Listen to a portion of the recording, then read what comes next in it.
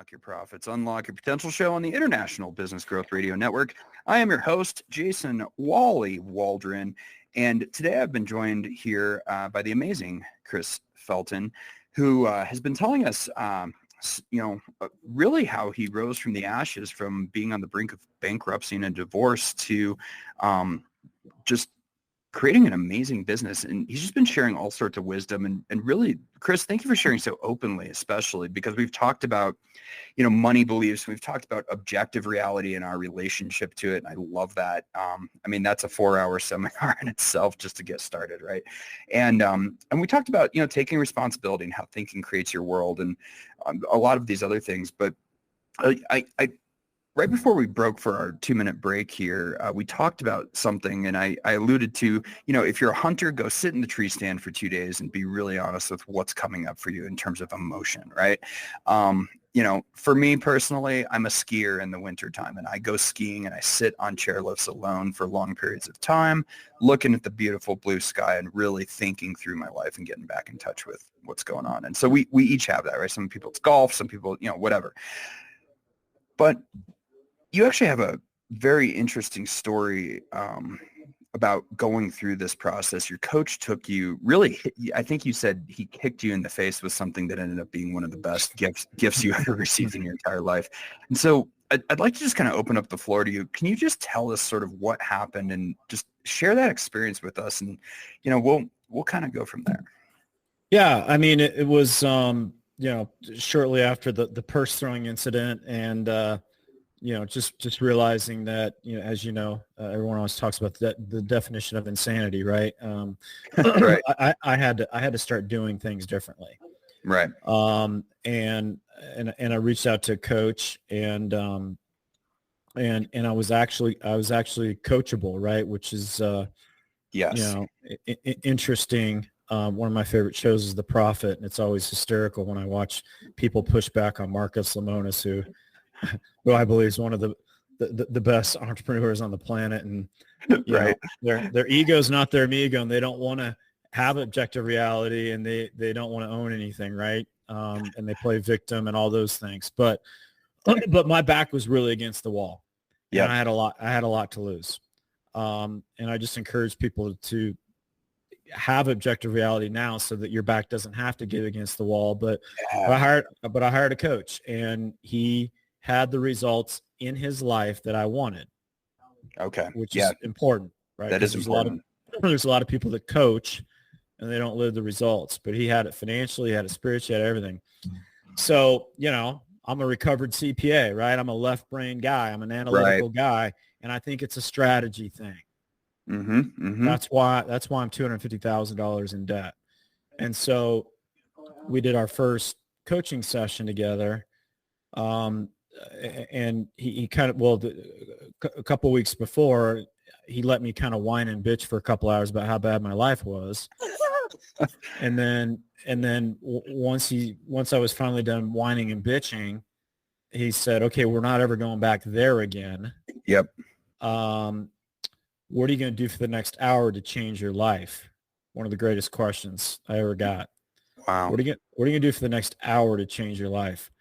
And that's why I knew I was going to hire him. So we put the past behind us. Yep. And we got clear and we started moving forward. And so the first session, we talk about different things and strategies and things that I wanted. And he said, all right, I got a homework assignment for you. And I was like, goody, right? Yeah. CPAs, homework. Yay. Yeah. I get homework, Wally. Yay. He said, you need to forgive your ex-wife. Oh. And I'm like, what? Forgive my ex-wife? What are you talking about? She's horrible. She's a horrible like, whose side are you on? I'm like, this, he said, this isn't optional, dude. Wow. And then every time I would, like, my ego would flare up or I'd push back on stuff and I'd try to be right.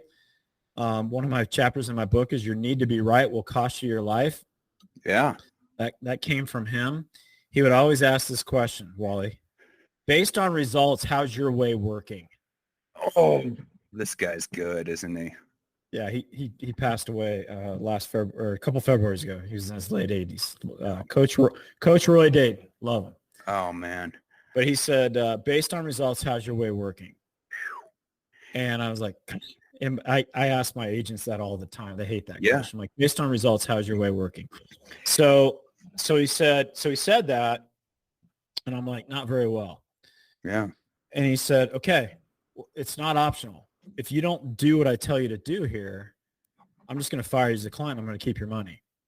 Oh, so this guy's good. I'm like, yeah, and he was amazing. He knew when to hug. He knew when to kick. Mm-hmm. And he loved me, and he loved my wife, and he was amazing. And I said, all right, how do I do it? How do I forgive her? Mm-hmm. He's like, when we're done, I want you to sit down with a pad of paper. I want you to write her name at the top of that. And I want you to write down everything you appreciate about her. Wow. And I'm like, what? He's like, do it. And he's like, and I want you to do it the next day and the next day and the next day and the next day. And you'll know when you no longer need to do it.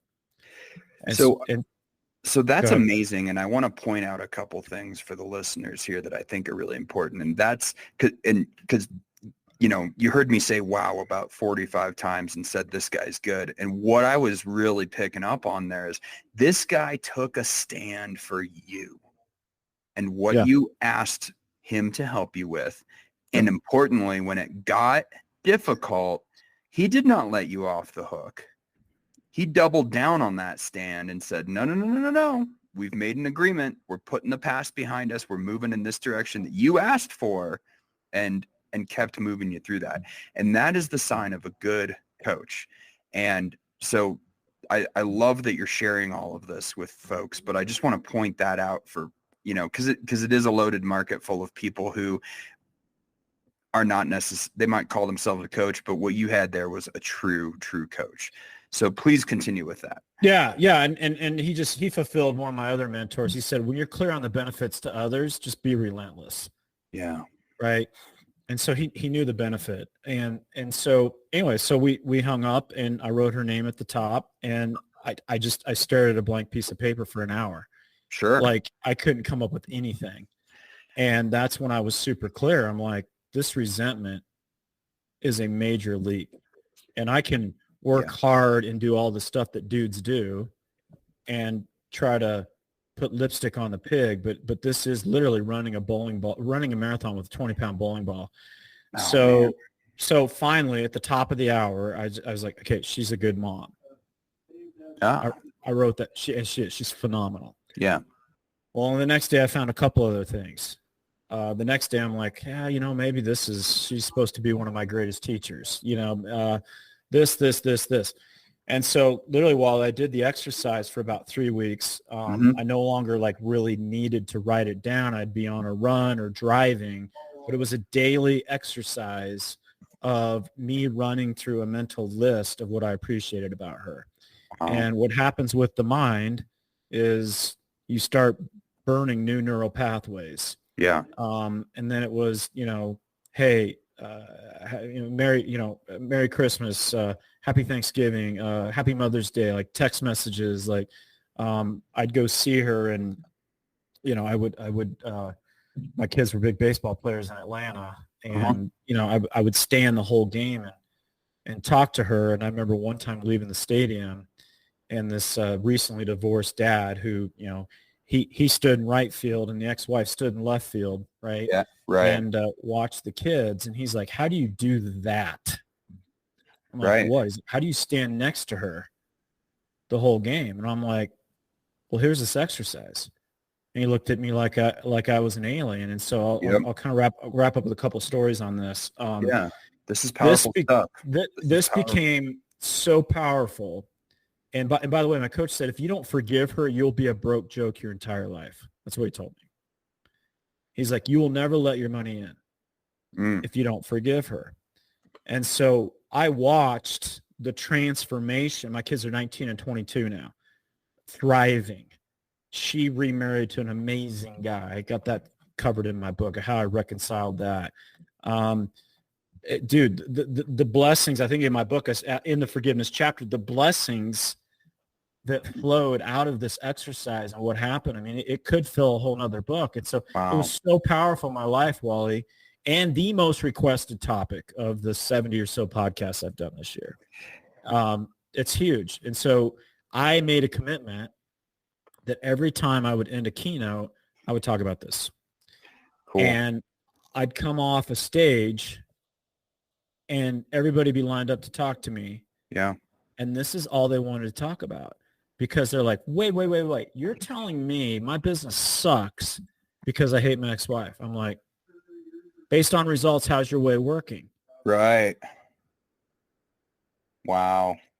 This is really powerful stuff. This is really, really powerful stuff, because, we've seen it. We've worked with clients who had such a bad business marriage, like a business partnership, where they stroked out going into the office on Monday mornings, those types of things. We know people who, again, look very successful on paper, but they're having heart attacks at young ages and all this other stuff.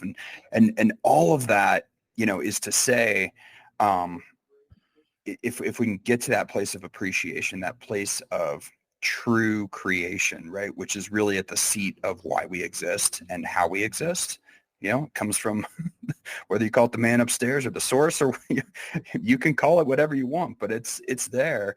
And to really get into forgiveness and letting go. So, and I think because ultimately it's a selfish act, but it's a beautiful act from which abundance flowed to you. Yeah. And, and all the work that I did, whether it's money or whatever we talk about is, I mean, we all want to have peace in our lives, man. Totally. And really there's no other path to peace than you can't get to peace without forgiveness. Absolutely.